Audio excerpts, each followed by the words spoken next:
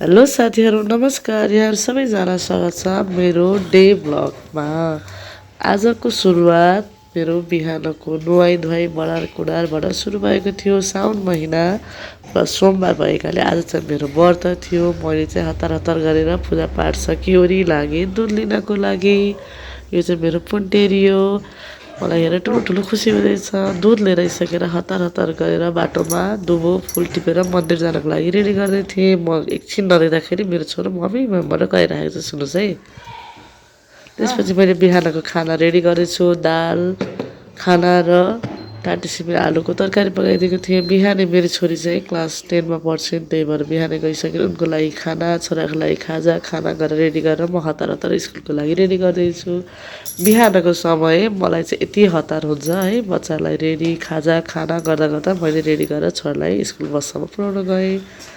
त्यसपछि मन्दिर जानको लागि म रेडी हुँदैछु। हामीहरू चाहिँ नागार्जुन नगरपालिकामै रहनुभएको आदिश्वर महादेवको दर्शन गर्न गएका थियौँ।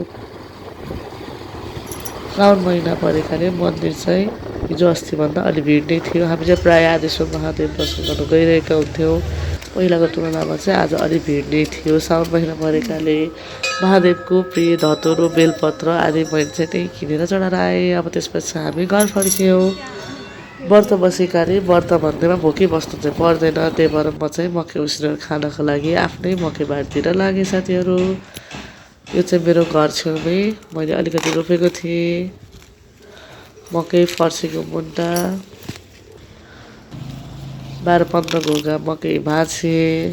एउटा हातले भाँच्दाखेरि भएन भनेर म आफै मकै घारीभित्र छिरेँ। हरियो लुगा लगेको हुनाले हरियो मकै घारी भएर म त मकै घारीमै हराएँ साथीहरू। मेरो माइती चाहिँ मेरो घरभन्दा अलिकति तल नजिकै परेकाले माइतीमै गएर भाउजू मम्मी सबैजना मिलेर मकै उसिनेर खाऊँ भनेर मैले मकै थोरै थियो, धेरै थिएन। अलिकति मकै लिएर माइतीतिर लागेँ। मिठो मसिनो जे भए पनि बाँडेर खाने चलन छ हाम्रो चाहिँ। मेरो घरमा मकै भएकाले मैले त्यही मकै लिएर माइतीतिर लागेँ।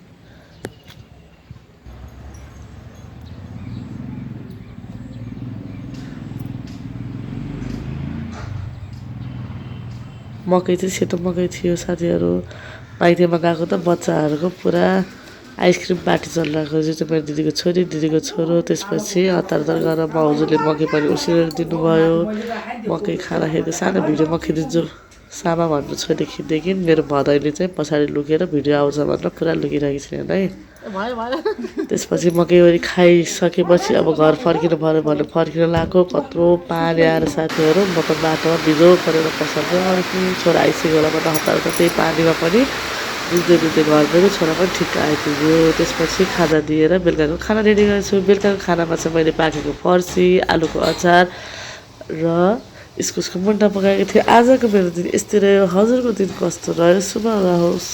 आशाका साथ मेरो भिडियो एन्ड गर्दछु। हस् त, बाई बाई, गुड नाइट।